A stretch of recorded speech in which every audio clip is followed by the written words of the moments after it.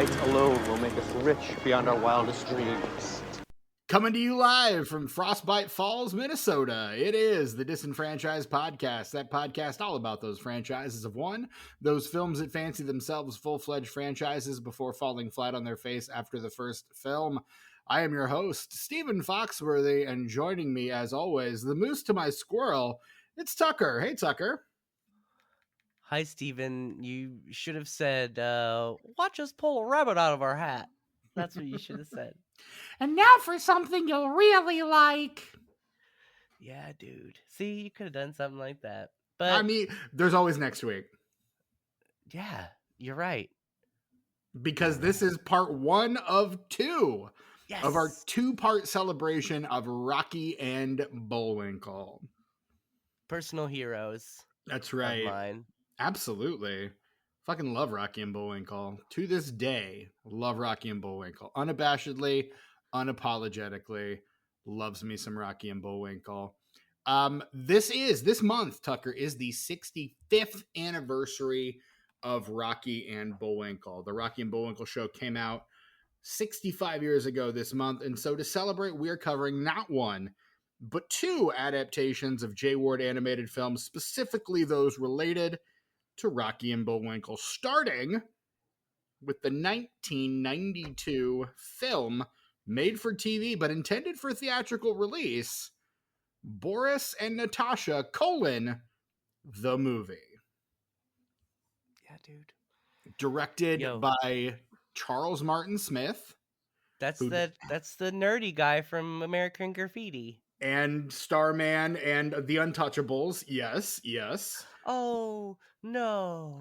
Yeah. It's so sad in The Untouchables. I don't want to think about him in The Untouchables because it's so sad. It is. He's also in this film as the hotel clerk. And it's so sudden, Steven. It's so sudden. You don't even really have time to... Oh, that movie. That's why it's sad, is because it's sudden. Oh, I have to go lay down. Oh. That's such a good movie, Steven. It's so good. It is. I love that movie, despite the Kevin Costner of it all. I love that movie.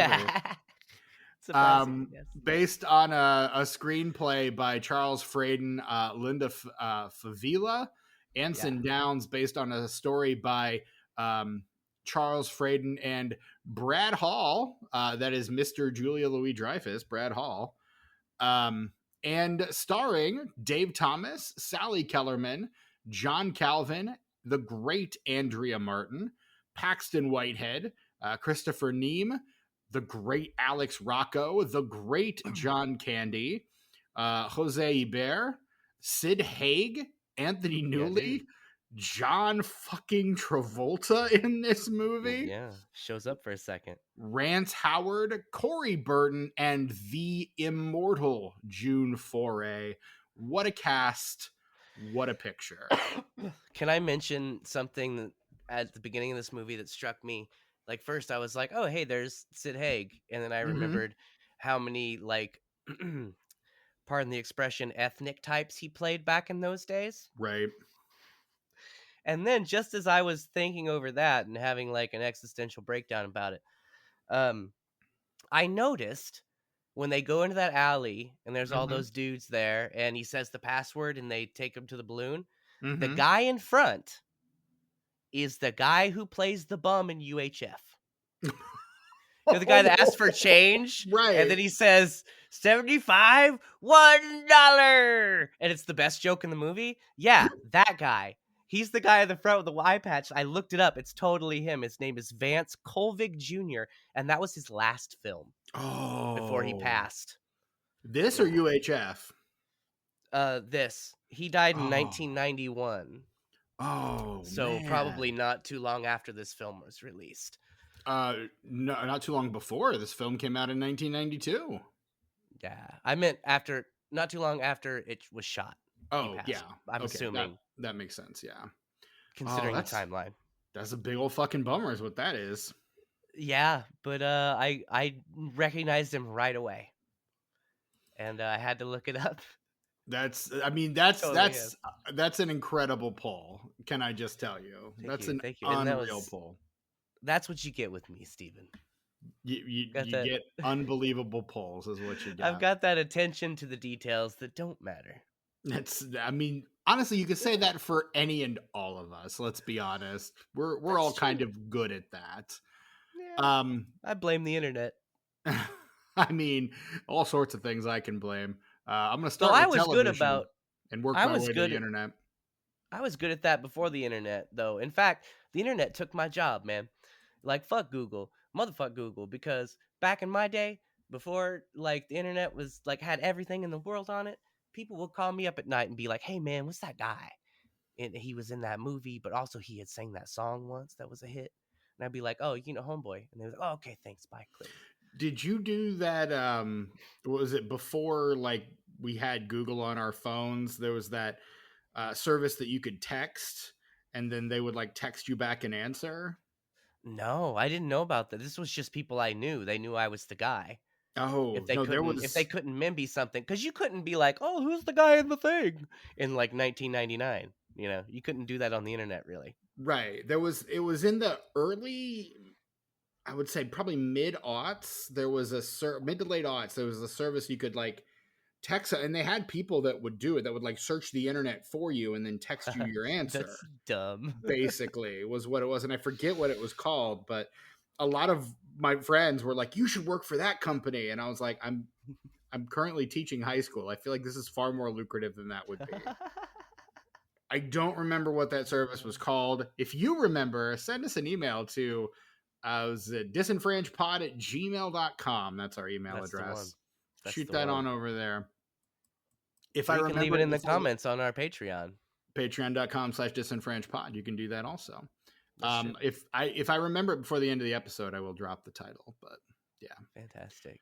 it is fantastic. It's very fantastic. But we are here to talk about Boris and Natasha : the movie. Steven, let's get right into it. Let's talk about our histories. Because I with know we're gonna Rocky have to and do it again Bullwinkle. next. Yeah. Yeah. I know we're gonna have to do it next week, but I'm okay with that because it's it's a happy place to be. I mean, I am a longtime Rocky and Bullwinkle fan. I grew up on that shit. I remember even getting like a book from the library about like Jay Ward and his creations, and it kind of like spelled everything out. And like kind of went through his history. Like it was a really cool book. Like I was a big animation kid. Like I loved animation. I loved cartoons as a kid. Looney Tunes, like classic Disney, Rocky and Bullwinkle. I loved all of it. So like the stuff from the 60s, the Rocky and Bullwinkle stuff, I loved the irreverence of it. I loved the goofiness and the silliness of it. And like Rocket J. Squirrel, one of my favorite animated characters of all time. If I'm being really honest, like Bullwinkle's great and all, but I love Rocky. Like Rocky was my guy. Rocky's the best straight man of all time. Is Of all time. He has so much tolerance. Like, I feel for you, Rocky. Like he's Bullwinkle just dumb as hell. Like he's funny, but he's dumb as hell. Can you imagine having to hang out with Bullwinkle like at Nope. all? Jeez, Nope. Louise. I mean, there are straight men that like that have no chill. Like I'm looking at you, Bert from Sesame Street. Like and look, I can't imagine like being roommates with Ernie or Right. being like lovers with Ernie. I can't imagine, because that guy is just like pure chaos, and Bert He's is an odd duck for sure. pure order. He's an odd rubber duck. That's true.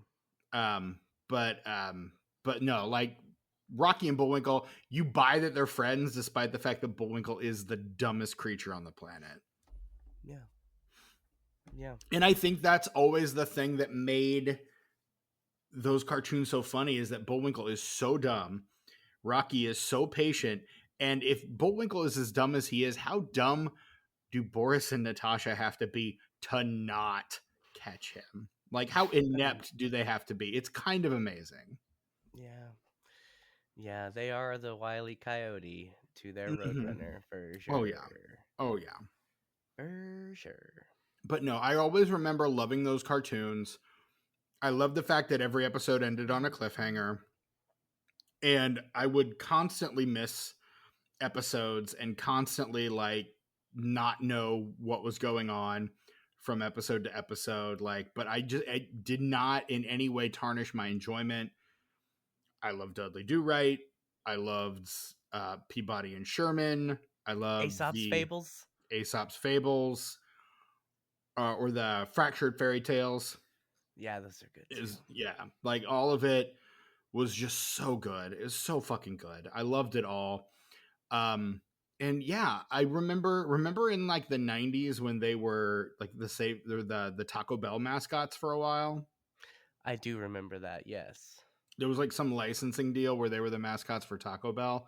Like just they were kind of there was a little bit of a Rocky and Bullwinkle resurgence in the 90s because that was when, you know, the boomers were our age, and so all the shit from their childhood was being like brought back. And so yeah, you could catch those cartoons on like Nickelodeon before the Nick at Night programming started, or you could catch them on like TV 40 or something like early on a Saturday morning. And I was all in on those. Absolutely all in. I loved the kind of grittier animation style of it. Like there was nothing about it I didn't enjoy. Inconsistent too. Yes. Oh God, yes. And that added to Truly the inconsistent. charm. Yeah.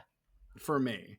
And it was an animated show that like it had the irreverence of the Looney Tunes, but it didn't take itself as seriously as the Looney Tunes did. Like as goofy and off the wall and crazy as the Looney Tunes tended to be, you could tell like they kind of took themselves a little seriously. There was none of that with Rocky and Bullwinkle. Like nothing was sacred with them, and I kind of loved them for that. Dude, yeah. Dude. Agreed. Yeah. What about you? Well, Steven, no time has passed, obviously. I'm saying that directly after when you asked me. Right. No breaks were taken. No. None. No bodily functions completed and taken care of. Absolutely None. not. Anyway, I can't. We run a think of professional time. tight ship over here. We do. I can't think of a time, Steven. I can't think of a time when I didn't know what Rocky and Bullwinkle was. Right? It's just always been there. And they used to play it on Channel 4 all the time. WTTV? WTTV? Yep. Is that right? TTV4, yep. Yeah, dude. That's back when they were not network affiliated, which happened only recently, kind of. It did, yeah, because for some reason Channel 8 lost their CBS affiliate, and so they went to 4 instead. Which is so weird. Really bizarre. I don't even know what the fuck happened there. Sorry, we're getting really like hyper local with like Indianapolis area TV affiliates. Is Randy Ollis still there? Like they keep all the people, right? I think so. But without the network affiliate money, can they afford to keep all those people? That's man, I grew up watching that morning show, Channel 8. That was your morning show? Yeah. Channel 8. Those are my people. It's my people. But before that show came on, Steven, Channel 4 used to play Rocky and Bullwinkle at 4:00 in the morning. Yeah. And your boy, that's me. I would get up at 4 as a child.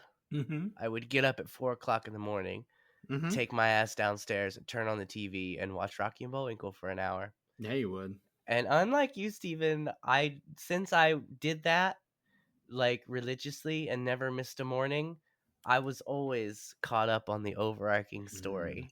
See, and I was an afternoon evening watcher, which means that if I had homework, that took priority over Rocky and Bullwinkle because I was not consulted on where the priorities were.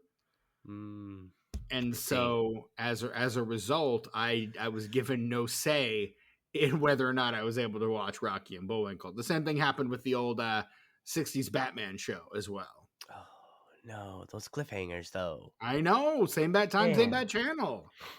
They used to play that on Channel 4, too, right after the Monkeys. Oh, I fucking love the Monkeys. Me too. Here we come, boom, Oh, boom, walking down the street. Good stuff. dude, yeah. At classic television. That and The Rifleman. You do love the Rifleman. I do. I love the father-son dynamic. Anyway, Rocky and Bullwinkle has always been my shit. Always. And forever. And this film, the first time I saw this film, Steven, Oh, because I'd was never a- seen this film before. I have seen this film many a time, Steven.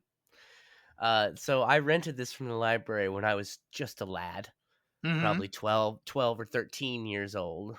That tracks. And I was like, this is rad as fuck.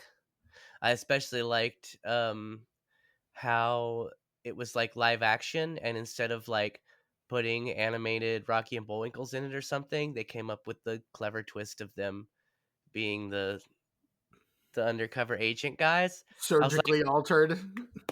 Bravo! Bravo! Yeah, fantastic every time.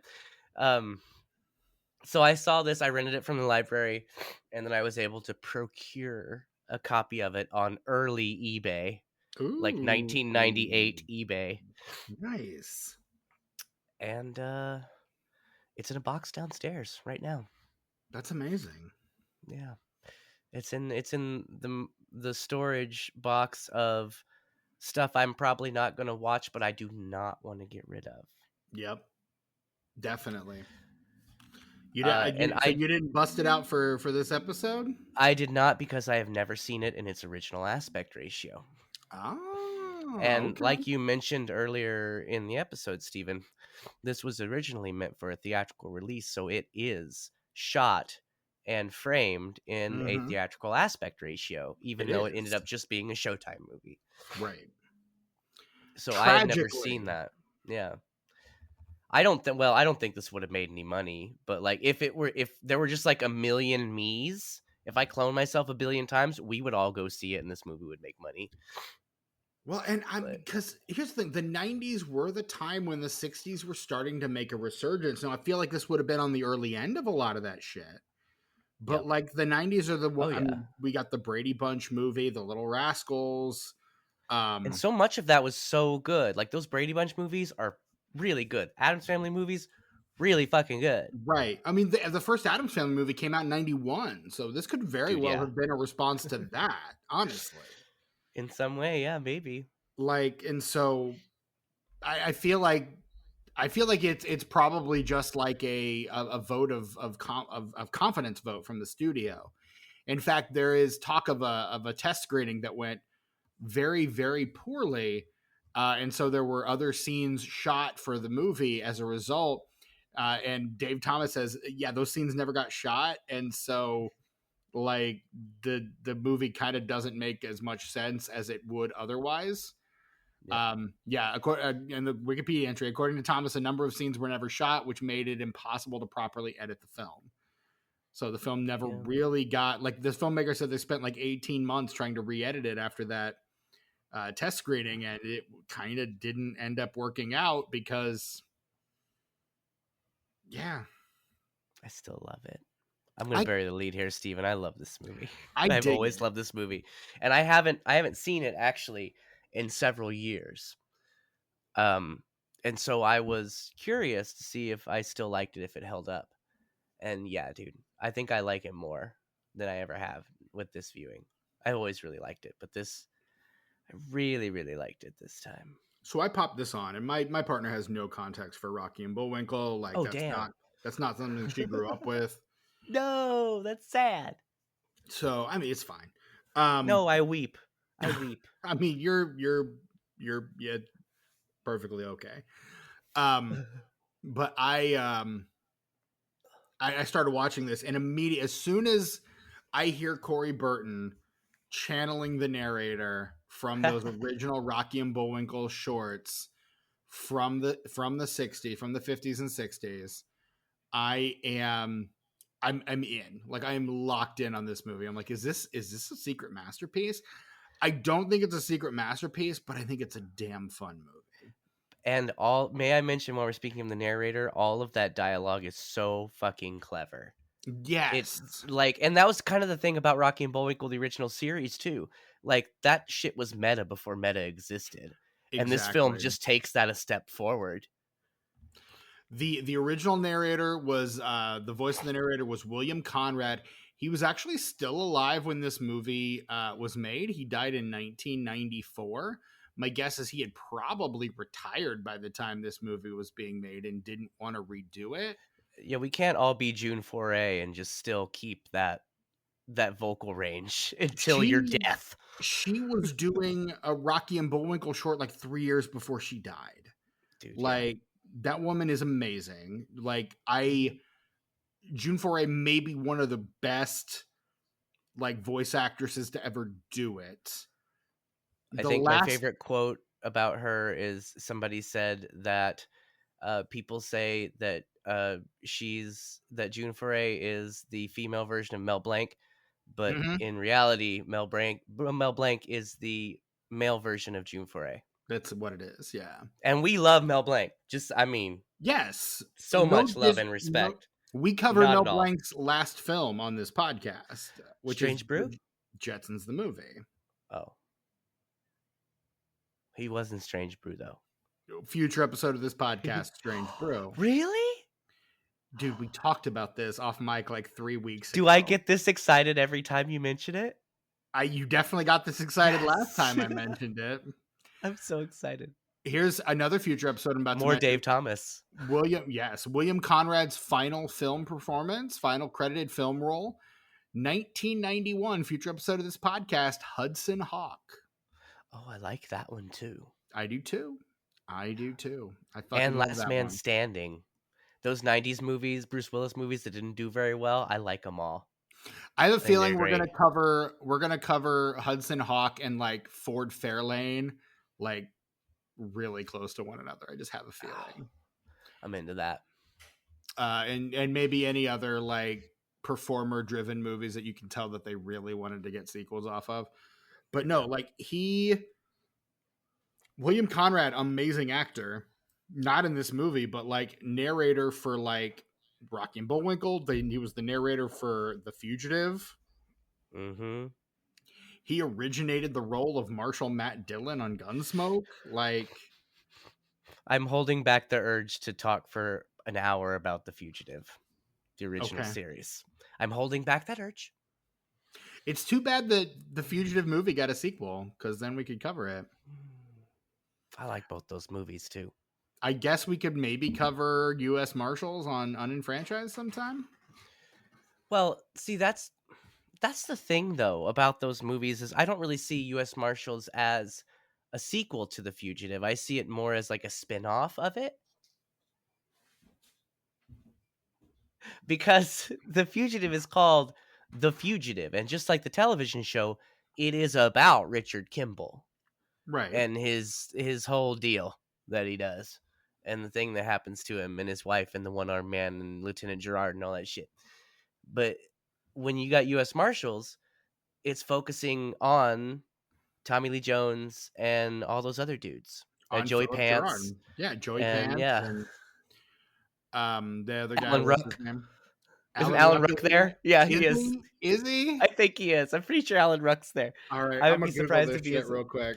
We have to. Because isn't Alan Ruck there? I don't know. He is. I'm gonna find out.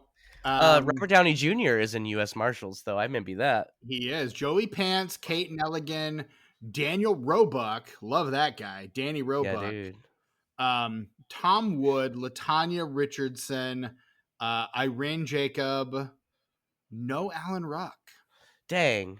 Well, I'm wrong. That happens sometimes. I feel Who like am you're I thinking of then? I don't know. Maybe Daniel Roebuck. Maybe not my favorite Wesley Snipes performance. He's not bad, but it's no Tu Wong Fu.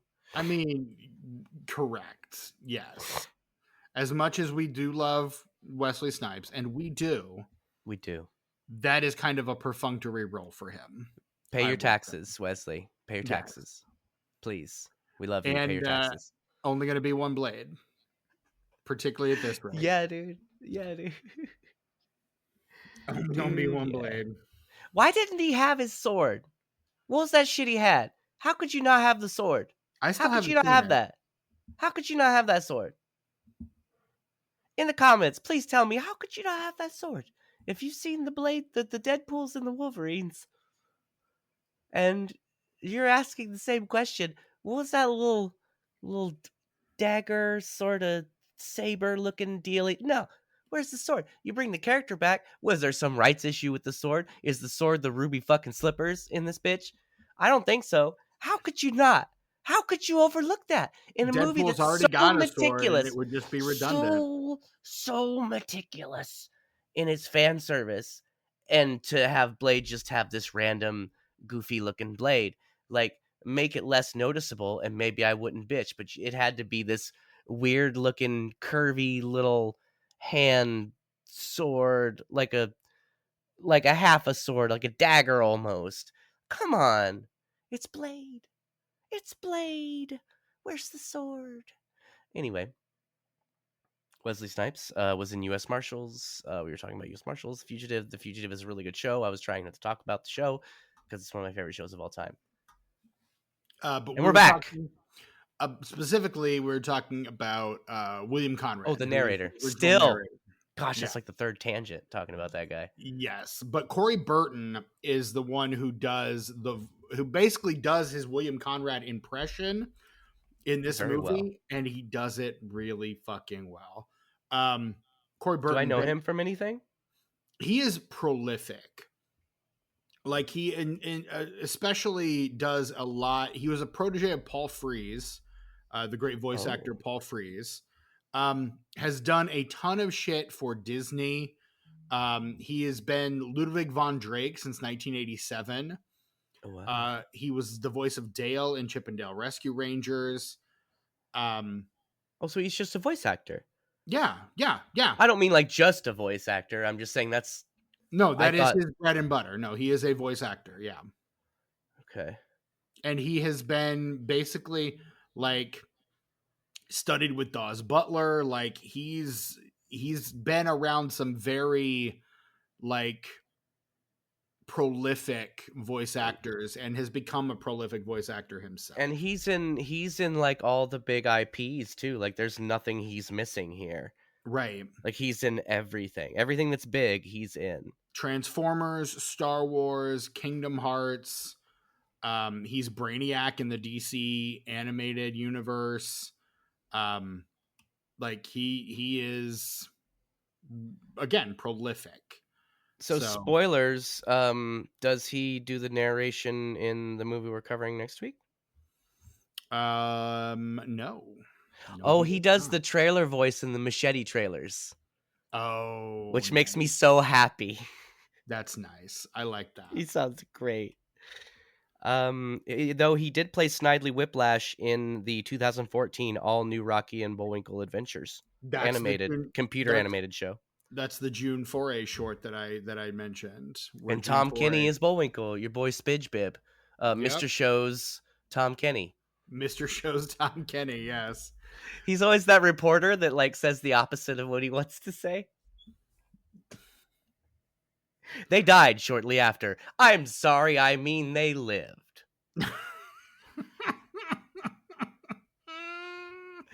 Every time. Man, Mr. Show, that's good. Go watch Mr. Show, everybody. I think it's on HBO. And then they did a season a couple years ago on Netflix called With Bob and David because they couldn't get the rights to the name Mr. Show. Mr. Show, right, from HBO.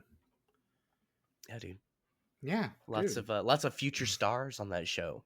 Mm-hmm. See lots of people that got pretty big. Yeah, and you also will get to see. Excuse me, goodness. Mm-hmm.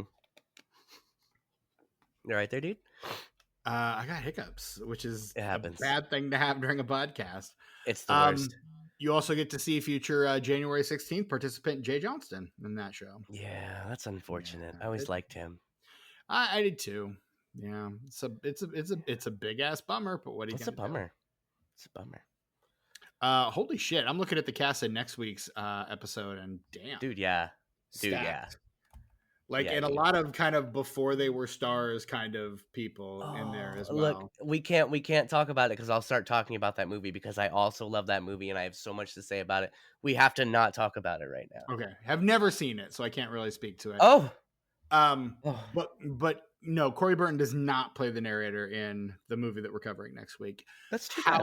However, he is fucking great in this, and I think Yeah. he is maybe my favorite part of this movie, if I'm being really honest, because he perfectly encapsulates and a lot of it is the script too, but his cadence, his delivery is so spot on that I legitimately wondered for about half the movie if that was in fact the original narrator, William Conrad. No. Before I looked it up and saw that no, it is not. Well, I think that I could tell that it wasn't him, but I thought that it was spot on, like as Yeah, good as someone could do. Like it's so anybody good. that they have that does Bugs Bunny nowadays, like you could tell it's not Mel Blanc, but they do like and Muppet performers too. By Mhm. the way, I don't know how those guys channel Frank Oz and Jim Henson so well, but they do. They They really, really manage. do. Hmm. They manage. Again, you can tell it's not them, but and yet and Dave's still there. Dave Goles still there. Still Dude, yeah, Gonzo the Great. yeah, He's the dude. guy. You ever see the documentary Muppet Guys Talking? No, It's fucking great. I'll have to is send it Frank to you. Oz there? He's the director and like Oh, main guy. I watched Blues Brothers the other day because it was on TV. What am I, 80? Anyway, it was on TV and I watched it. And when Frank Oz is there, he Mm-hmm. sounds he sounds so much like a Muppet character, where he kind of does in real life already, Yeah. because his voice, even though all the Muppet voices he does are different, he's still in all of them. You can hear him in all of them. Same with Jim Henson. Mm-hmm. Um, but gosh, it was so weird just because he sounded like a fucking Muppet, man. I And he's love the him. property guy. He does the same thing in Trading Places too. Oh yeah. He basically plays the same character in Trading Yeah. Places that he does in Blues Brothers. Dude, yeah. Like, God, it's so good. Yeah, no, this movie is, man, it's fun. Like, the initial treatment was written in the probably late 80s, and it was brought to producer Jonathan Crane, not to be confused with the DC villain the Scarecrow. No. And at the time, Jonathan Crane was married to Sally Kellerman, the actress and singer. Yeah.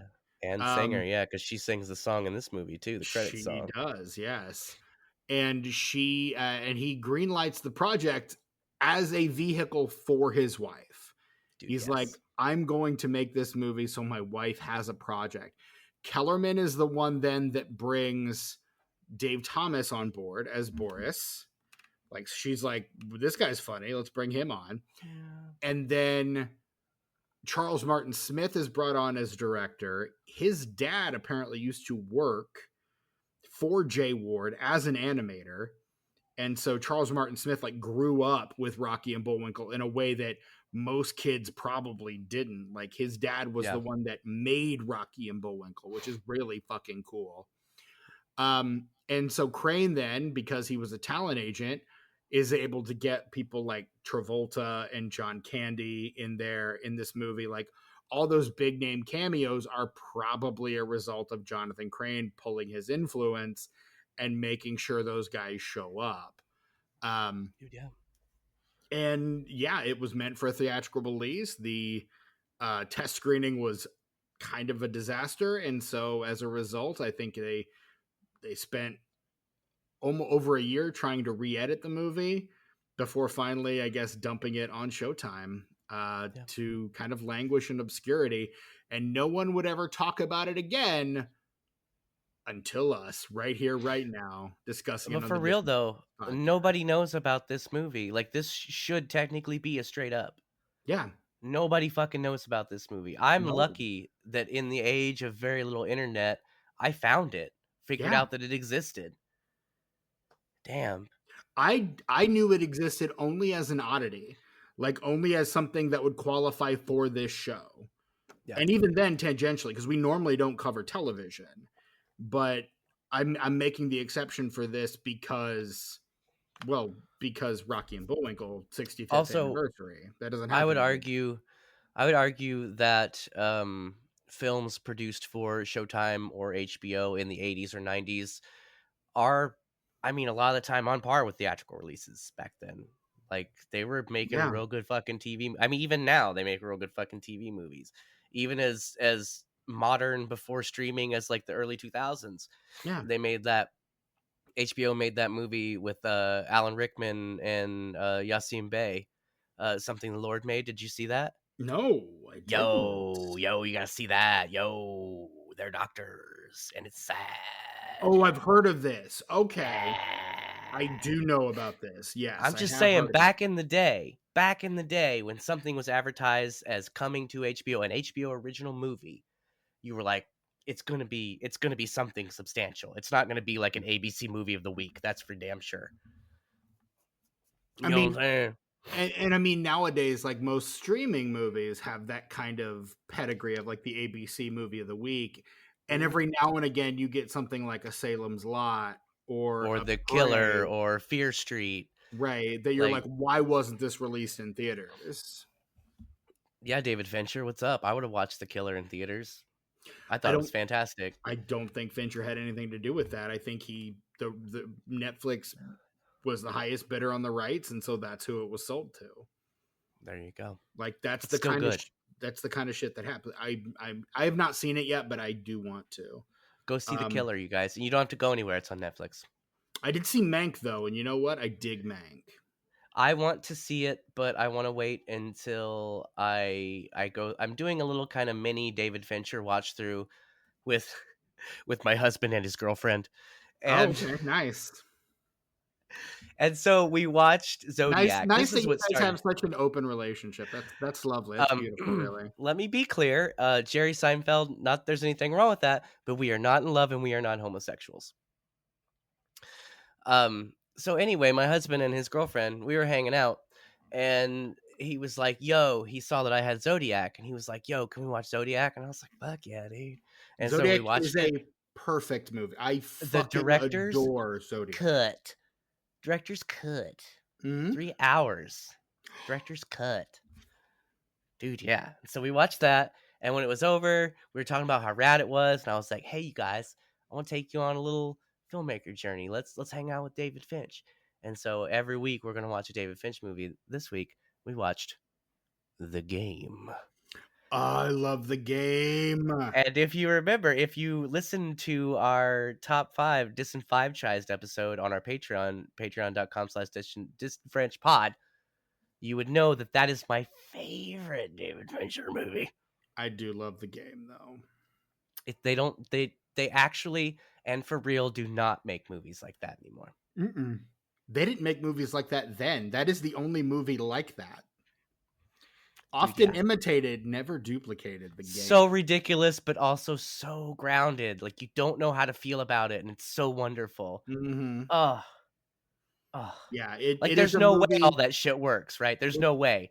But it doesn't matter because that movie grabs you, like yanks you by your dick and like pulls you along.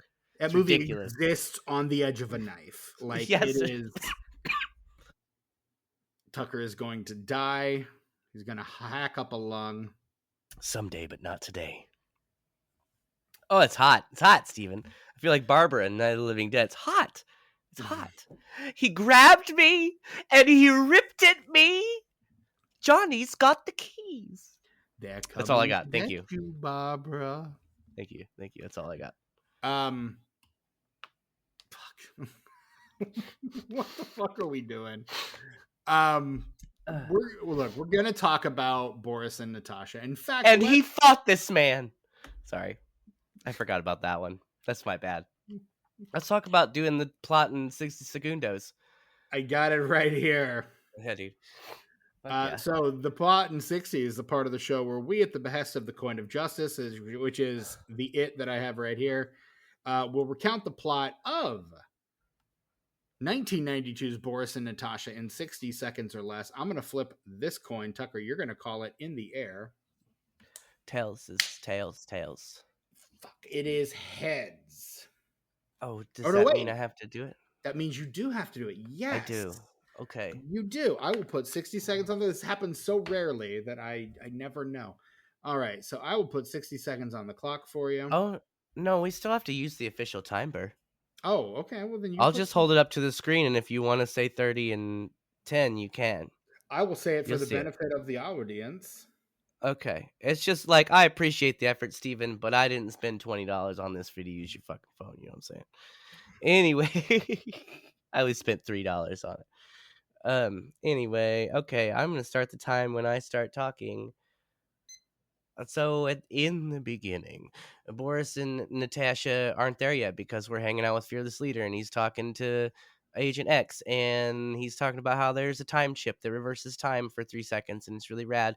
But he wants Boris and Natasha to pretend to go get it, but they're just patsies so that they can die, so the real guy can find him.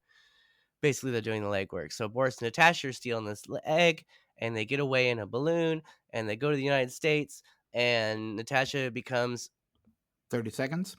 a straight up model and shit, and it's really rad, and you feel really good for her because it really, at its core, it's the story of empowerment for her. And straight up, and then a whole bunch of crazy shit happens where some other guy's brother, and some guy's a spy, and some guy's not. And then Rocky and Bullwinkle are there, and they're in Mount Rushmore, and it's really silly. And they 10 reverse seconds. time to the beginning of the movie, and that's why Sid Haig saw 3 people in the balloon, because the scientist guy was in there with him. And at the beginning of the movie, you're like, what? I did it. You did something, all right. That It yeah, is. It is this a movie story of is. empowerment, Steven. It is. You're not wrong. Unfortunately, those are the elements of the movie that don't work quite as well for me, because I that's think where it's it kind of gets away from the Rocky and Bullwinkle silly, like that, and the spy stuff don't work as well for me as But they just. dress up in costumes. I That's right like from the that. show. I mean, I like that. The obeths and like just They're it, the it vacuum guy. They're vacuuming the rugs. They got their right. whistles. Yeah, they're fucking whistles. Dude, yeah. Oh gosh, yeah. Just again, I love the absurdity of it, I and love when the it absurdity of the shot where like they're talking, and it shows all the FBI guys like hanging on cables outside of their. And then yes, they're like, double the amount of dudes. And so they show the shot again, and there's all these guys hanging from cables. I just love the way that could be in any movie, and I would be like, oh, that's intriguing. I like that. or like when they're like, oh, I will never understand America. So much wasted space. You could fit a whole family in this walk-in closet, In and then the closet. you Yes. go through the wall, and there's like an entire team of CIA agents back there, like. Yeah. The stuff like that is really goofy, and it's the goofy stuff that I like the most about this movie, because that's the stuff that really reminds me of the old Rocky and Bullwinkle cartoons. But when you start getting into like the shit with the microchip and the the time travel element that kind of comes in there at the end, like I have no interest in that stuff. Well, see, I do. I kind of think that those two things really complement each other, and it's something that when you see next week's movie, you will notice a stark contrast between the two films, because Mm, what next week's movie does is just makes a live action Rocky and Bullwinkle. What this movie does is they take these silly cartoon characters and actually make them live action characters, right. which is why the stakes are higher, which is why they have emotional plots, and the characters evolve. And I think that it doesn't work as well as I think they wanted it to after 20 rewrites. But for Right. me, like I don't know. I like the juxtaposition of those things, and I think that if you're going to make a movie like this, it is hard to maintain a good tone, Yeah, or like definitely. consistent tone. But I think that this movie succeeds more than it fails, for me at least. And it's another one of those movies that was so fucked in the editing process Yeah. that I don't know how it's as good as it is, I mean, but I still love this movie. there are definitely elements of it that are not as cohesive as they probably should be, which is a bummer. I Um, agree. because I really wish this movie were a little tighter.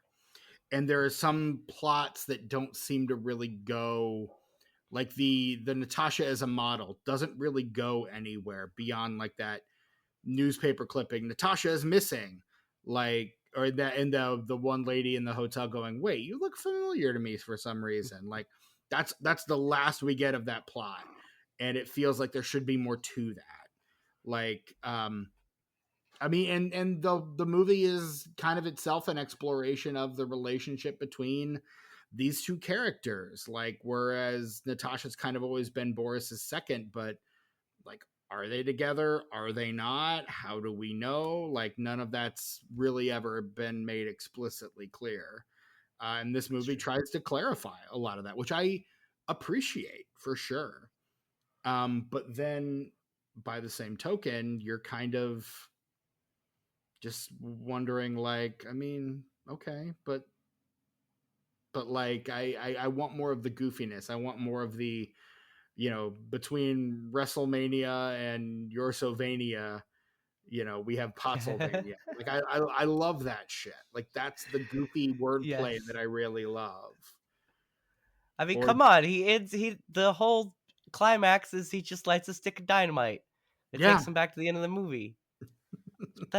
Or at the beginning of the movie, and right. that's a big goof. I mean, yeah, that is. I mean, That's a big goof. that is a big goof. You're right. You're not wrong. It is in fact a real big goof. No, I do agree with you, Steven, that it is a messy movie.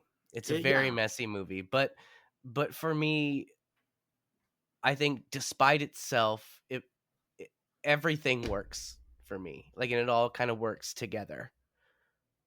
And I can see where you're coming from, but like I said, I really enjoy the development of the characters. I like their relationship. I think Natasha is a very well-rounded character. When, I mean, in the cartoon, she's just a Russian lady, a yeah, Russian spy lady. yeah. Now, Boris, on the other hand, I like Dave Thomas, Same. and I like Dave Thomas in this movie, but Dave Thomas is not Boris. No, not Now, at all. Homegirl is Natasha, 100%. Right. Sally Kellerman is doing. In fact, June Foray coached her on The Voice. I'll Like bet. June Foray was not only did she have a cameo as an autograph seeker, No. you know, oh, I have an aunt from Pottsylvania myself. Like, God, I love you, June Foray. You're the best. I know you have sadly passed away for many years, but good God, you're a legend. But like she was also Sally Kellerman's vocal coach for this movie, and Nice. it shows she does a good job. But and then you get to Dave Thomas, and he's just kind of relying on like his Dave Thomas thing to kind of get him through this. He And it's doesn't not even quite try enough. to do an accent. He No, accidentally does an accent every once in a while. right. And I think for this Boris to be Boris, maybe he is too much of a character. Whereas I applaud how they really fleshed out Natasha, I wish they kind of would have gone the opposite with him, because I feel that would have been more true to the cartoon, because Right. Natasha was always just following Boris around, and Boris was a real bad dude, Yeah. real bad dude. I mean, look, his last name is bad enough. He's bad enough. Dude, yeah. Though, like I said, I do like the resolution. I think if they had kept him as bad as he is in the show up until she finds him on the bench, I would be okay with his character sort of evolving at that point. But I don't know. He was just, I don't know, it just wasn't Boris. It wasn't Boris to me. Still love this movie. And I think Dave Thomas understands the project. He understands what movie he's in. Like I said, he does a good job in this movie, but they could have called him something else, like Dave and Natasha. They should have called this movie. Right. Well, you know who the original casting choice, I think before Jonathan Crane got a hold of it, the original actors they wanted to play Boris and Natasha in this movie, and I think physically they definitely fit the roles, is No, I agree. Danny DeVito and Angelica Houston. Oh yeah.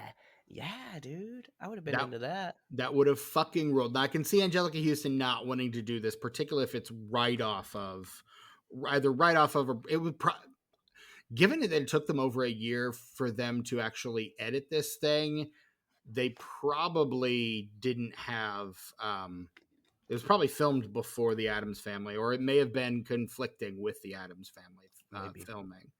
So, which is why Angelica Houston wouldn't do it. But again, Jonathan Crane steps in and goes, "Hey, my wife's going to be good for this. We're going to cast her in it."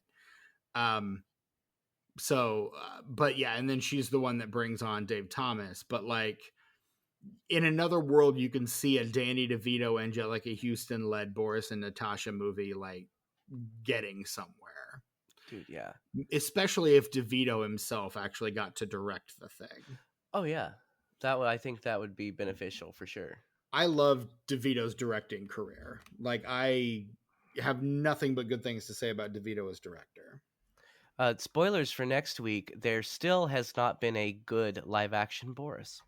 Oh, bummer. Because I like that actor. In my opinion, it's for me like spoilers for next week. It's the same as this movie. He's great in the movie, but he's not. I don't know if that's due to the writing or what, but we'll talk about that next week. We will. Still not a satisfying adaptation of Boris, which is a bummer. Yeah, I mean, they do a lot more to make him resemble the character physically, though. Mm-hmm. So, I mean, there is that. But yeah, how do you think about how they handled Rocky and Bullwinkle, the surgically altered human neighbors, Harv and Toots? Harv and Toots. Yeah, dude. I like that a lot, actually. Like I said, when I originally saw it, that was like one of my favorite things about it, because when you watch this movie, like for about 20 minutes of the movie, you're like, well, is there going to be Rocky and Bullwinkle or whatever, or some kind of reference to that? Then after that, you just kind of don't think about it. You're like, oh, we're in this. We're doing this now. This real grounded thing, that we're doing. And then for them to show up at the end and they're people and they're secret agents, I think it's brilliant. Mm-hmm. I think it's brilliant. I think it's a lot of fun. I love Andrea Martin. She's great in everything. When she bad, Andrea Martin. Like, she can go big in ways that few other actors can go big. Like, she's real good. She's real good. Love her. Love what she does.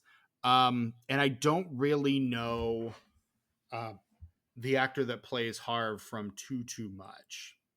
He's not an actor that I'm super familiar with. No, me neither.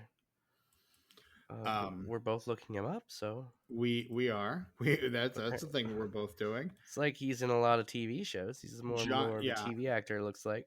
John Calvin is the actor's name, not to be confused with the father of Calvinism. His last movie was 1994, so not long after this. Right before this, he was in Critters 3. Yeah. So, Critters 3. He was in the Airwolf TV movie, too, which means he might have been in the show also. I don't know. Yeah, he was in 2 episodes of the Airwolf television show. Nice. But yeah, just again, kind of like a bit player on a lot of TV shows, anywhere from like 1 to 3 episodes. Future episode of Straight Up Norma Ray. There you go. He did an episode of Quantum Leap, a show that I unabashedly love. Dude, yeah, that's a good show. It is. It is a very good show. Episode of Walker, Texas Ranger. Like, a lot of his TV appearances are kind of one-offs. The only series it looks like he was a regular on is Tales of the Gold Monkey. Ooh. Which was kind of a... what if we told tales about a gold monkey? I think it was an attempt to capitalize on the success of Indiana Jones, because it came out the year after Raiders of the Lost Ark. Donald Belisario said it was based on the Howard Hawks film Only Angels Have Wings. So, Yeah, it's a Donald Nice. Belisario show. Angels with Filthy Souls. Is that what you said? It is not what I said. He was Okay, also a all right, regular so- on the Paul Lynde show in the 70s. Oh, I don't know what that is. Paul, you know Paul Lynde, right? The I Uncle didn't know he had Arthur a from show. Bewitched. Yeah, I didn't know he had a show. a very short-lived. Starred Lynde as Paul Sims, a general practice attorney and the father of a family that consisted of his wife Martha and daughters Barbara and Sally. The Sims lived in a fictional city of Ocean Grove, California. But yeah, he was he played Howie Dickinson, which is the husband of his eldest daughter. So Word.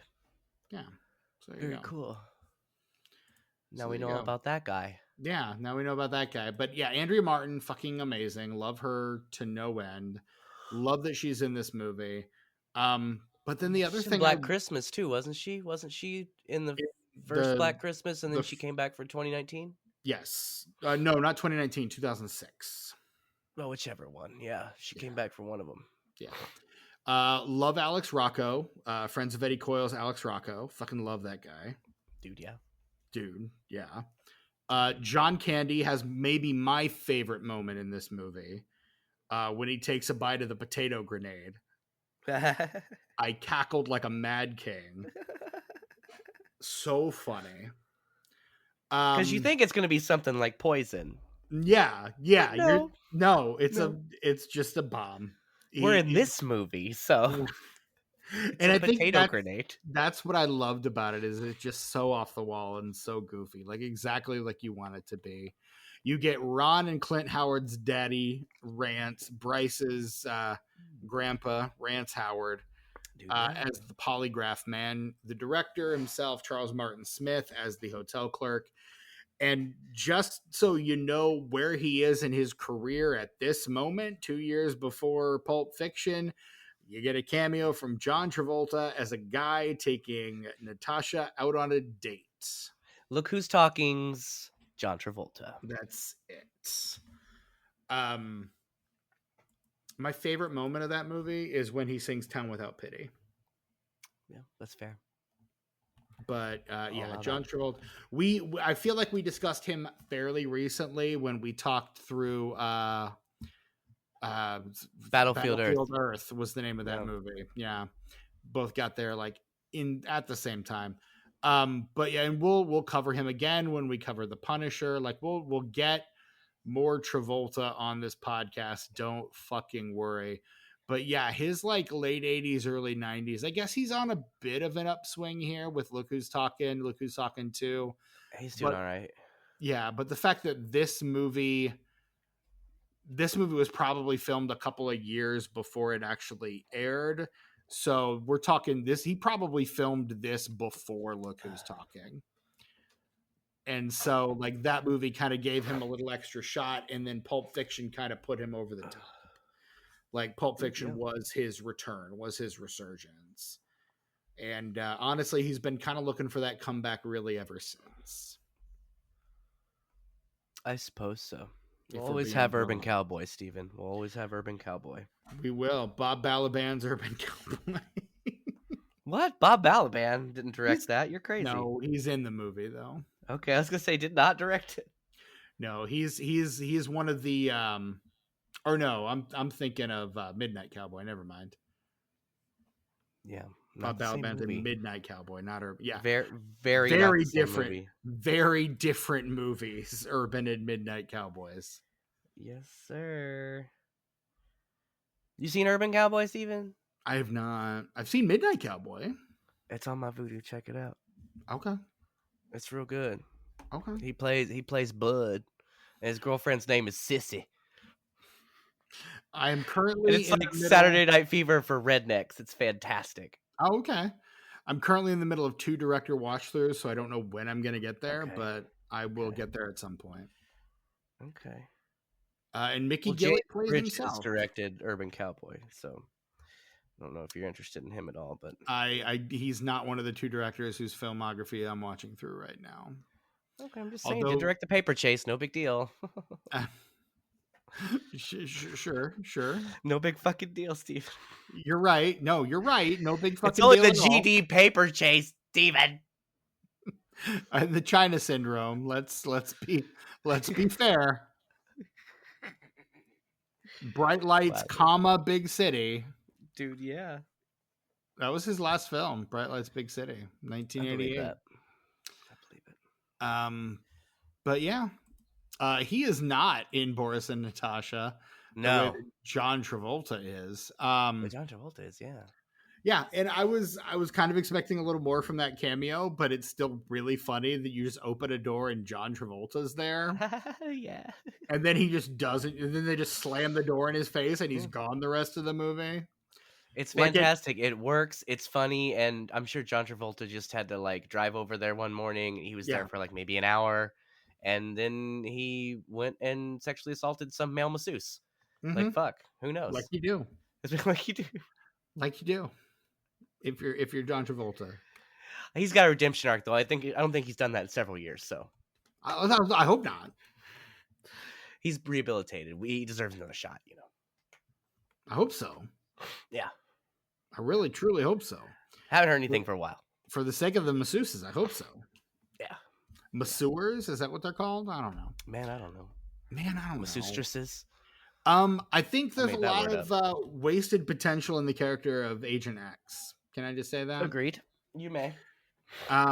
Like it feels like there should be a lot more to that character. Like that character should show up beyond just the opening, and then he just never shows up again. And he's very quickly replaced by the guy with the bad shoes, who is revealed to be the twin brother of the scientist who created the chip. Dude, yeah. It'd be like that sometimes. It do. And again, that's a very funny moment when we're first introduced to the shoes. Are we just saying this so we can call back to it later? And I'm like, I know you are, and I appreciate you calling that out. Dude, yeah. I don't know. Like, this is far from a perfect movie, but I had fun. I had a good time. It's so fun. Especially like if you're into that, like it's for people who are gonna appreciate the shit that we appreciate about it. Mm-hmm. Like this is made for maybe, well, I mean, when I saw it I was a teenager, but I would say it's mainly focused towards people who were kids when Rocky and Bullwinkle came out, and now they're adults, and it hits all the check marks. Like it does this, it does that, it does this thing, all the things that it needs to do. And even for somebody who had just kind of recently got into it as a kid, right? I definitely recognize that this was for fans. Like if you're not a fan of the show, like you were saying about your partner, like if you don't have context for this, like who gives a shit? Like it doesn't have a leg to stand on at all. No, not at all. Like you're gonna look at this and just go, oh, okay, whatever, fuck it. All right, yeah. Who fucking cares? Not me, I guess. Yeah. Silly. That's silly. Yeah, and it is. Let's be clear, it is deeply silly, but that is very silly. That is what people like you and I love about it. Is that it is so fucking silly. This is a deeply silly film. And we love it for its silliness. Yeah. Like we absolutely do. It's why we love Rocky and Bullwinkle, like as a property. I want to go through and I want to watch all the theatrically released Jay Ward adaptations now. Like I want to see if I can watch George of the Jungle and Dudley Do-Right before I have to watch The Adventures of Rocky and Bullwinkle next week. So I can. Those are both pretty good. I remember watching them as a kid. This is the only one that to date I had not seen, and I've seen it now. But I remember seeing George of the Jungle in theaters. I remember renting Dudley Do-Right. Or no, I take it back because I've actually not seen next week's movie, The Adventures of Rocky and Bullwinkle. I've not seen it yet. Oh. So I'll see it for next week, and then of course I have seen Mr. Peabody and Sherman as well, the DreamWorks film. I have not seen that. What I can say about, I didn't see George. It took me a while to see George of the Jungle because I've never really been a George of the Jungle fan. I'm not really a fan of Jay Ward outside of Rocky and Bullwinkle. Not because that stuff's not good. It's just I haven't really dipped into it. Right. I mean, it makes Like, sense. yeah. And I mean, So I was never a George of the Jungle fan, but that was a big movie, and I was a Brendan Fraser kid. That was yeah, like 97, and Encino Man was like a constant movie that we rented as a kid. yeah. So, And then like, Airheads not a movie that I've seen as oh, much, but yeah. was on TV a lot. Yeah. I might have caught some of it there, but again, not really my bread and butter. It Airhead. has some pacing issues, but it's really funny. That's the one with Chris Farley and the nipple ring, right? Does he have a nipple ring? He rips some dude's he's in nipple it. ring out. He's the cop, right? Who like rips a guy's nipple Oh ring yeah, out. yeah. It's Brendan Fraser and Adam Sandler and Steve Buscemi and Chuck Mangione, the guy in the movies. He's always a mob guy. Chuck Chuck Mangione's a musician. I know, but it's similar to that name. Hey, this is weird pull.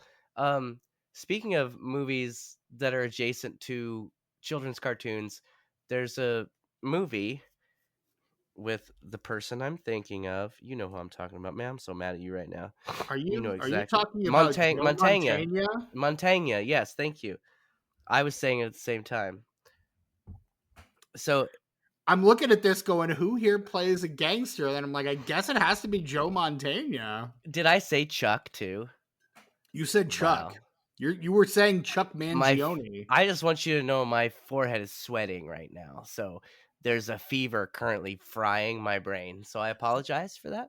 If the listeners at home haven't figured it out right now, Tucker is like on his deathbed recording. I'm basically dead, yeah. But no, he plays the DJ in Airheads. And he was in this movie, this really good movie. It's this get out the straight up list because we're about to add something to it. This movie called Jerry and Tom, and it stars Joe Montana and Sam Rockwell.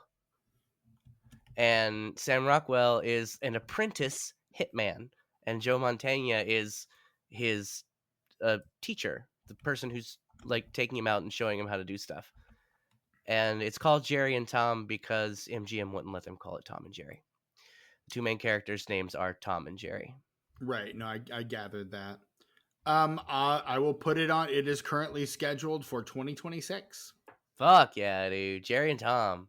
Go watch it. Real good. Real good. One of those when back in the late 90s when you'd open your door and just like step in a pile of crime thrillers. Okay, yeah. You know what I mean? One of those came out around the same time as like Boondock Saints and Suicide Kings and all that shit. Oh God, yeah. Okay, yeah, I know exactly it's what one of you're those. talking about. It's one of those. Okay, Yeah. Some of which are good. Like I say, Suicide Kings holds up surprisingly. Does it? Still love that movie. I haven't seen that movie since college, so I can't really speak. I hadn't seen it in a while either, but I watched it about a year ago, and I'm like, yeah, I'm still really digging this. Especially Johnny Galecki. Johnny Galecki will always be my favorite performance of that movie. Ira, you are the man. He's great. I love Johnny Galecki when they let him cook. I really do. I mean, he don't get to cook too often. He does not. So when he does, it's fun to see, and he's really great in Suicide Kings. I will agree with. I mean, you got him, you got Jay Moore, you got Dennis Leary in that movie. Harry, the little kid from E.T. What's his name? Henry Thomas. There you go. Yep, he's in it. Yep. And then of course Dennis Leary. Dennis Leary. Yeah, it's just this little side plot that's running through the entire movie until they just kind of comes together. You're like, why are we following these guys for like 45 minutes? You just cut away to him every once in a while. Oh, and he makes the guy give him his Thomas basket. In there too.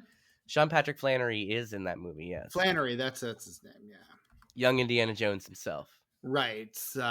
Half of the Boondock Saints. Yes. Yeah, dude. Suicide Kings. Go watch it. I have it on DVD if you want to borrow it. I bought that movie from the $5 bin at Walmart and like ended up, I think, probably selling it to a half price books at some at some point. Jeremy Sisto, the other one we have not mentioned as God. of yet. But I can't believe how many movies that Jeremy Sisto's in that I like. It's insane. that too 'Cause many. he's just insufferable. Yes, that is the word. He was in fuck, with the name of that show that I really like, 6 Feet Under, for a couple seasons, and I was just like, oh, he was the worst part of that show. Well, And hey, I go ahead. loved that show. He was in this movie that was Fred Durst's acting debut. Now A24's go-to side character actor, Fred Durst. Oh. Like in every other A24 movie, he was in I Saw the TV Glow as the dad, and now he's going to be in that Y2K that Kyle Mooney directed. He about to be in that too. Both A24 movies. They're like his go-to guy. Don't make that face about a Kyle Mooney movie. I'm not. I'm making it about the fact that I forgot how many episodes of 6 Feet Under Jeremy Sisto Oh was in. no, I understand that face now. Then He's in all 5 seasons, and somehow I had blocked out that he was in any beyond season 2. The movie I'm talking about is Population 436, and it's this really cool horror movie where Jeremy Sisto is a census worker, not like a volunteer, but someone who actually works the Census Bureau. And they've been unable to get accurate census from this specific town. And so he goes there, and Fred Durst is the cop that he interacts with the most, who's kind of one of those good guys in a bad situation kind of characters. Sure. Kind of like Nick Frost in Hot Fuzz. Good guy in a bad situation kind of thing. Yeah. Same kind of deal.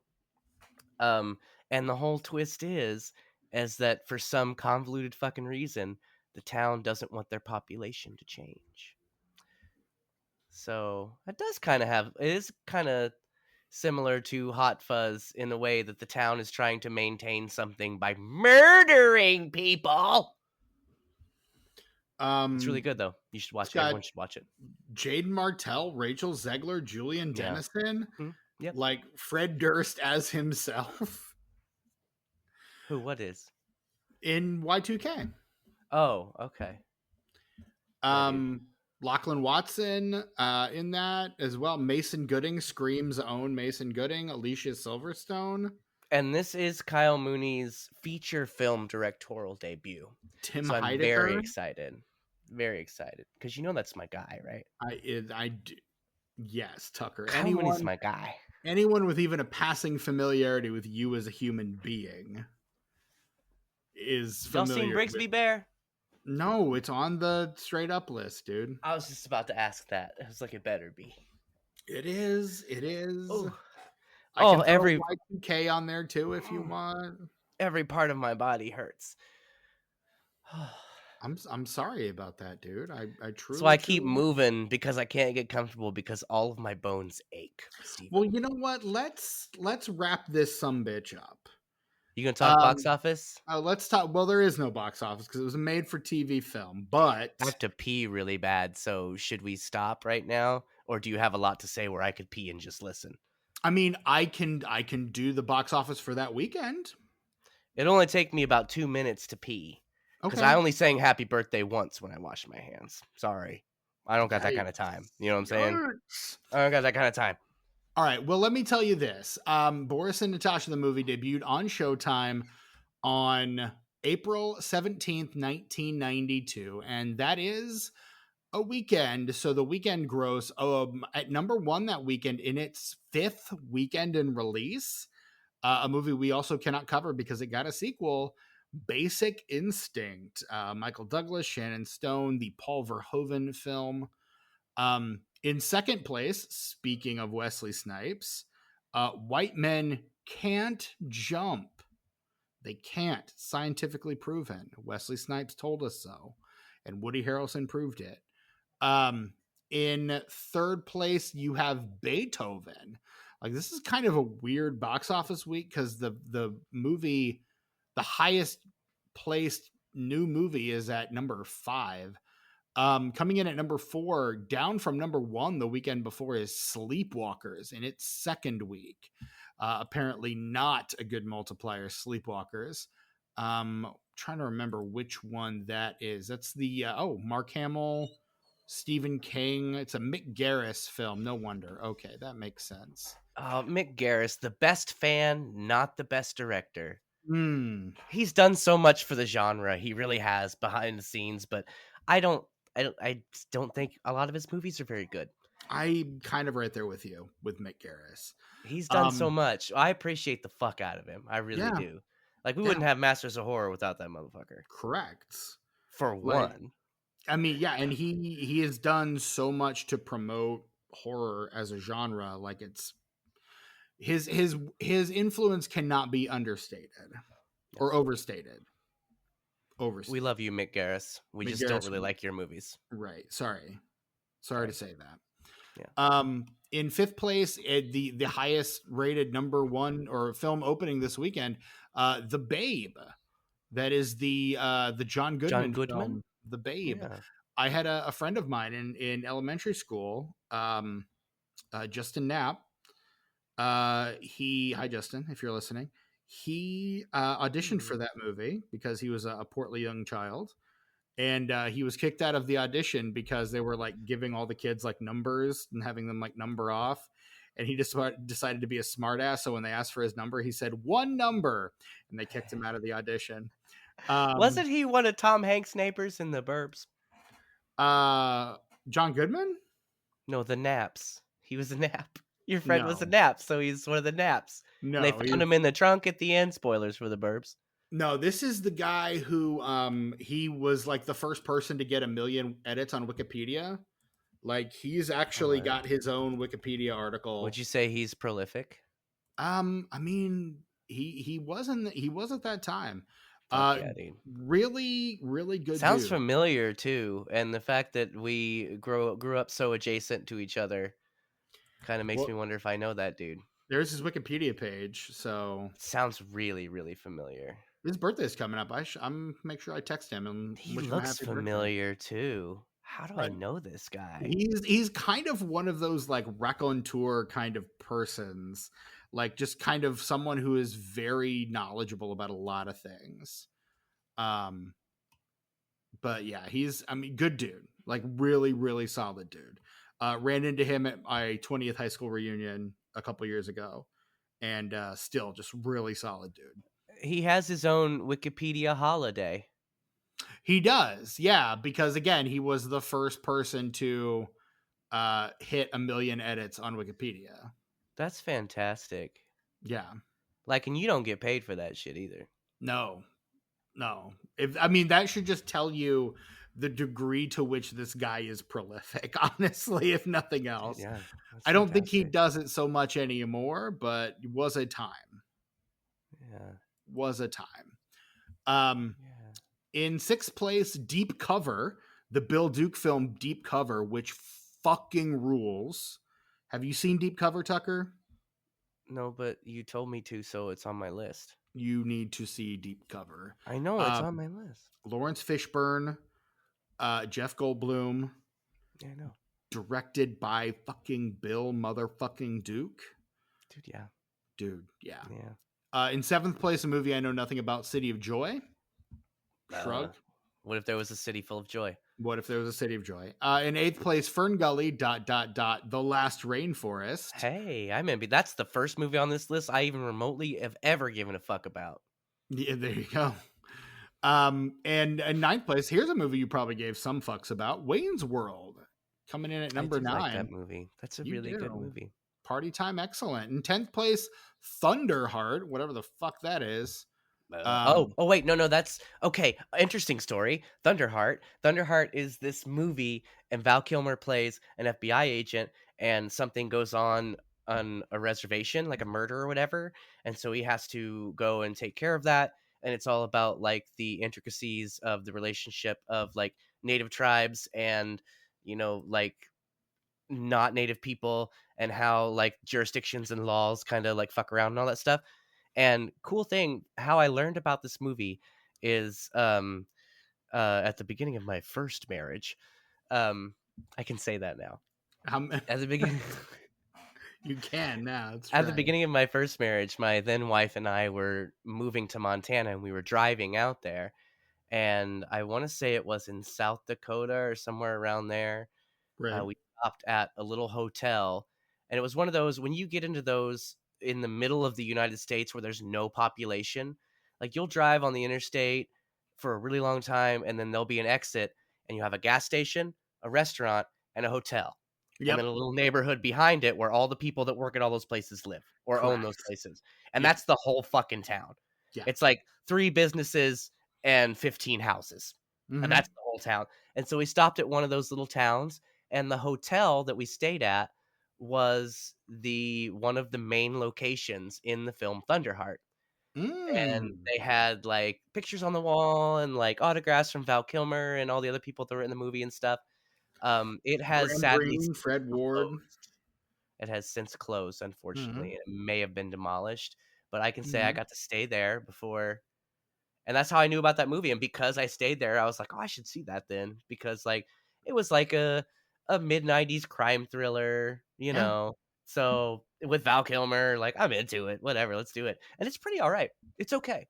It's a dad movie. Watch it with your dad, Steven. Okay. I don't feel like I'm going to be watching too many more movies with my dad, to be honest with you. But if you find yourself in a situation where you and your dad have to watch a movie, choose Thunderheart. I'm going to go through the next few on the list too, because in 11th place, you got fucking My Cousin Vinny. Love that movie. Nice. In In its like 7th month. Yeah, Probably. It's 6 weeks. Oh It's been in wow, that's theaters for surprising. 6 weeks. Okay. In 12th place, I mean, this one's been around for a while. 17 weeks. Fried Green Tomatoes. Oh, at the Uh, Whistle Stop Cafe. At the Whistle Stop Cafe. Get yourself some barbecue. That's the a pretty Whistle good Stop. movie. Kind of Yeah, a it is. forgotten classic, sort of. People used Yeah. to fucking love that movie, and I think everybody's just kind of forgotten about it. Right. And then in 13th place, still hanging in, Beauty and the Beast, 23 weeks in, still hanging out in the top 15. So there you go. There's the box office. The tomatometer score, there isn't one. There's only one review, a critic review on Rotten Tomatoes. It's from TV Guide. The score is a 2 out of 4 for a TV Guide, saying it's at least 80 minutes too long. Is the review there? And you give it a 2 out of 4? That's like I mean, you'd say that for something with 1 star or like 0 stars. Or 0, right? What's their rating system like to where you have 4 stars, you give out 2, and you call it like a piece of shit? Right. Like what? Right. It doesn't make any sense. The Metascore though, Metacritic does have a score 38. Yay. Based on 7 generally unfavorable critic reviews. And finally, we come to Letterboxd. Tucker, care to give the Letterboxd ranking a go? I'm sorry, has Letterboxd seen this movie? Yes, there is. There are Letterboxd rankings, enough to have an aggregate. I know that I'm going to be wrong because I just have high hopes. But I'm going to say it's going to be in between 2.8 and 3.4. Tucker, it's a 2.9. I did it. I can't believe it. You did it. Fucking You did it. dude. Tucker, out of 5 stars, how do you rate 1992's Boris and Natasha? That's a 3 for me. A solid 3, like with a bullet. Like the most solid 3 possible. Yeah. The epitome of the gentleman's 6. I'm giving you a 3 as a compliment, is what that means.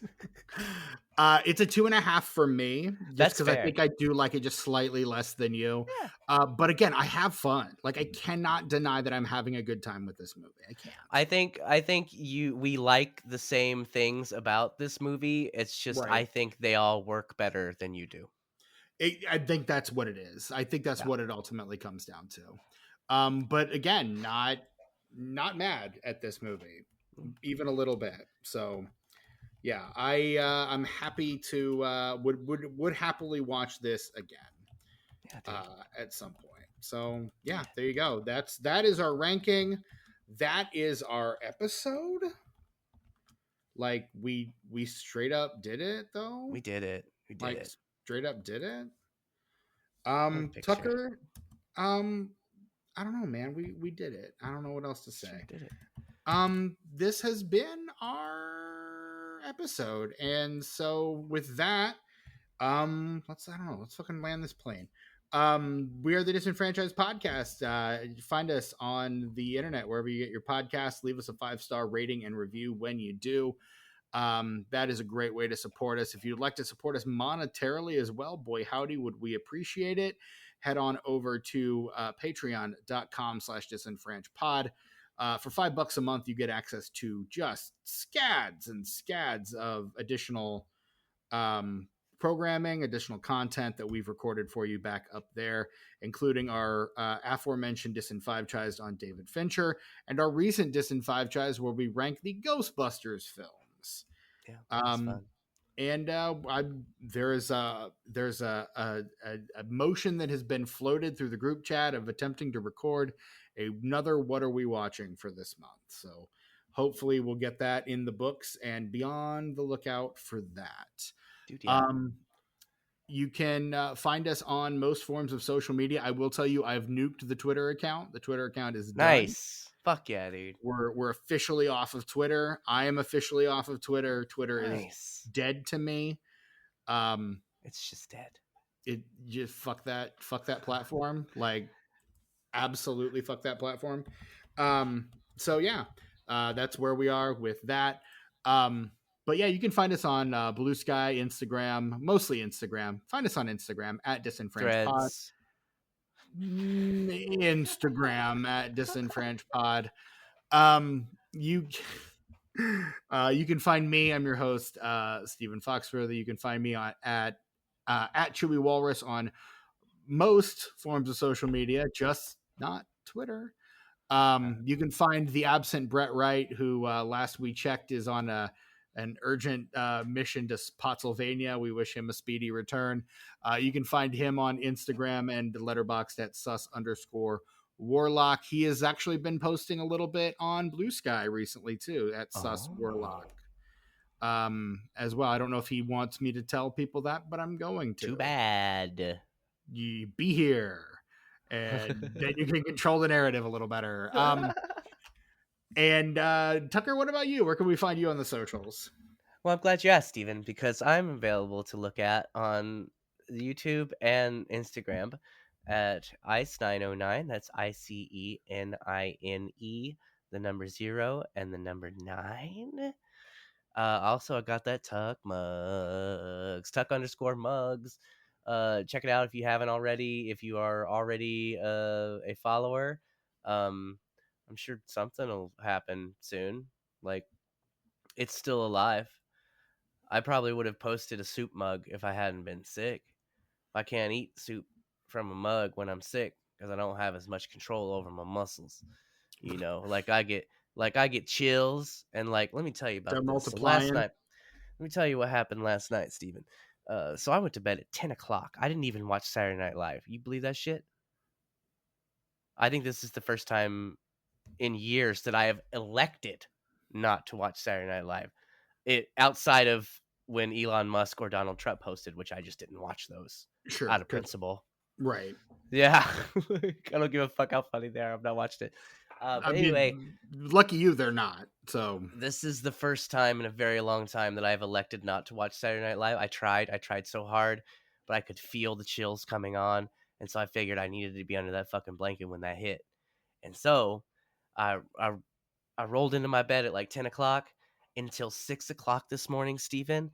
I was sweating and shivering at the same time. Let me tell you something that happened around midnight.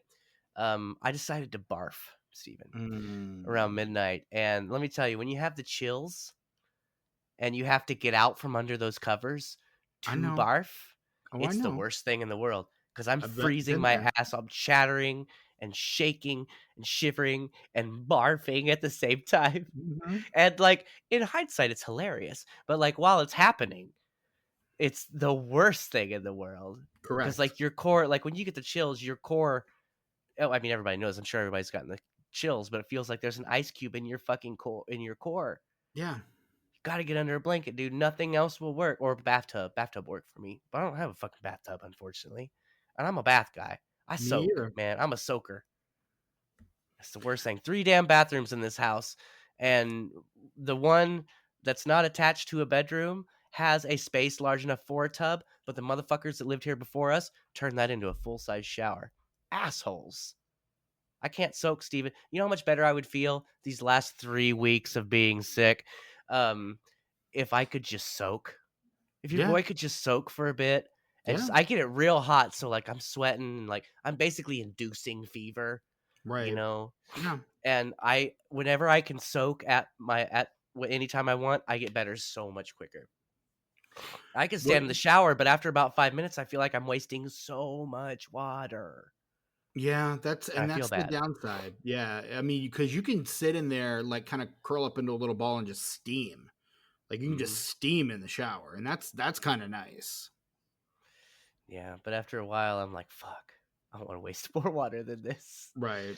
Like, I take the time that I would normally take to take an actual shower, like wash my hair and wash everything. I don't do that. I just get in under the really hot water. And I'm like, all right, that's about the time it would take me to wash up. Better get out. It's okay. My face is wet, so you can't see the tears.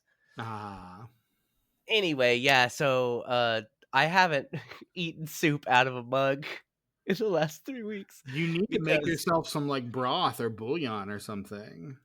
Hey, don't tell anybody, Steven, but I've started my vegetarian vacation. Oh, okay, good for you. I will be omni until January 1st. Okay, right on. That good was for the plan. You. Fantastic. I was so scared. I was so scared because it's so rough to do it right, to get back into it right, because it's like psychologically it's weird, and like of course your stomach's not used to that stuff anymore, so you have to be careful. Yep. And I'm finally to the point to where I think I could probably eat anything and be okay. So that's exciting. That is exciting. And to be clear though, I'm still only eating meat like every 2-3 days. I'm like not eating it every day because it's still kind of weird. I'm gonna eat it, I'm like, this is good, but that's meat though. Yeah, I got a couple giant ass bags of bay scallops at Aldi today, so I'm gonna be doing those up in some risottos and shit. Nice. Yeah. I had smoked sausage, Steven. I had birthday dinner. Is what I had. You know, smoked sausage is my favorite food of all time, and it's one of the main things that the plant-based world has not gotten right. I believe they can't do it. They can't do it. I used to smoke my own. I've told you this, right? Used to smoke my own sausages when I had a smoker. Yeah, just buy a 12-pack of bratwurst from Aldi and just put them on the smoker for like 45 minutes to an hour, and then slice them up and like scramble them with some eggs and some potatoes in the morning for like a really easy breakfast hash. Delightful. I love all smoked sausages, but my favorite will always be Eckrich because it has this very specific flavor to it. And it cooks up real nice. I also really like something you get the Johnsonville, like the bun-sized ones, and you put it on a bun, just horseradish sauce. That's it. Okay. It is a nice, quick little lunch. Like if you're about to go do something crazy and you got to get some carbs in there, some salt and shit, so you can sweat it out. Yeah, dude. Straight up horseradish sauce. How? Done. See, I would do my smoked sausage, my homemade smoked sausages. I would do with brown mustard, and that was it. Ooh, yeah, I'll bet that's good. It was real good. Yeah, I also like smoked sausage. In fact, when I had my heart attack, my first one. I was pretty much a steady diet of sausage. I had to cut that shit right out. Yeah, that's a shame. To you, the sausage. To me, the cigarette, Steven. It's gonna get us one day. Yeah, I also had to give up. I had to give up pipe smoking after my heart attack too. So, and that's so fancy though. It makes you look so dapper. You and Sammy both, right? I mean, Sam looks way better doing it than I do. He's got the hair. You can't fuck with that guy's hair. You cannot fuck with that guy's hair. He has a fantastic, perfect head of hair. And as I've said previously on the podcast, I think it's because of that horrendous bowl cut he had when he was in about 3rd grade. It feels like he has to make up for it. And let me tell you what, I don't care the reason. His hair looks fantastic, on point, every time I see this man in his adult life. Yeah. We are, On of course, point. talking about friend of the show, past and future guest Samuel Dumas. He will absolutely be back. I've got him on the schedule. I don't think he knows I have him on the schedule, but I have him on the schedule for Yeah, next it's year. been a while. I miss Sammy. I don't get to talk to him as much as I used to. I have him on the schedule twice for next year, actually. Nice. So, yeah. But yeah, Tuck Mugs, Tuck_mugs. I'll get some mugs on there at some point. If I have you're a tired couple of waiting, that I just need to throw up do it. there. Do it. Throw up, Steven, while you have the chills. No, throw those up there just whenever. But I was also gonna say if people who are subscribed to Tuck Mugs, if you're craving content, you know, be the change you want to see in the world. Send us a guest mug. There it is. We love Write guest a- mugs. I love write a guest little mugs. blurb. I love my Yeah. mugs, but you know what I love even more? Seeing other people's mugs. Yeah. He loves his mugs, but he loves your mugs even more. Show us your mugs. Show us your mugs. Yeah. That's it. And that's our episode. That is our episode on Boris and Natasha. Join us next year Hokey for part smokes. 2 of Next year? next week. You said Did I next year. say You year? also said Shannon Stone instead of Sharon Stone, but I was peeing, so I couldn't correct you. Okay. Well, I have People are sleeping. I couldn't yell from the bathroom. You understand? I understand. I had 2 cocktails during this record, so Oh, like that movie with Tom Cruise, where he does the bartender stuff and he does all the tricks. He learned that at TGI Fridays. Did you know that? I did know that, yes. And They're that going bar bankrupt. that bar is loosely based on. Well, it's because they're all bought up by these fucking hedge funds that really just want the real estate, and so they end Yeah. up like tanking them all. It's bullshit. It's a shame. Anyway, Their Cajun pasta's fantastic. join us next week for the second half of our Rocky and Bullwinkle anniversary celebration when we cover the year 2000's The Adventures of Rocky and Bullwinkle. So until then, this has been the Disenfranchised Podcast. For my co-host Tucker, the absent Brett Wright, and myself, until next time, it's good to be bad.